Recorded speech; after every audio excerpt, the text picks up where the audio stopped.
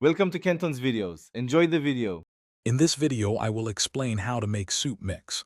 First, gather your chosen dried ingredients, ensuring they are all completely dry. Next, we will prepare these components, focusing on proper drying techniques. Then, we'll combine them with seasonings to create a balanced flavor profile. Finally, I'll show you how to store your mix for long-lasting freshness and easy meal preparation. Selecting the right ingredients is key. Opt for dried vegetables such as carrots, onions, and peas, which rehydrate well.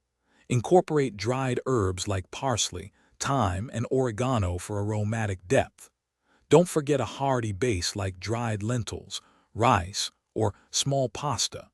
The most crucial step is ensuring all components are thoroughly dried to prevent any moisture from spoiling your mix later on. Once your ingredients are ready, it's time to combine them. Measure each component carefully to maintain a consistent flavor in every batch. Add your preferred seasonings, including salt, black pepper, and any other spices you enjoy. For a richer base, consider adding a few tablespoons of bouillon powder. Gently mix everything together to ensure an even distribution of all the delicious flavors.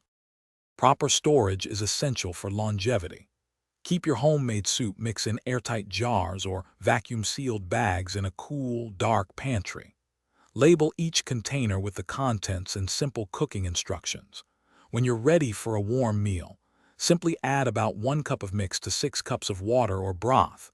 Simmer for 15 to 20 minutes until the vegetables are tender, and enjoy your delicious homemade soup.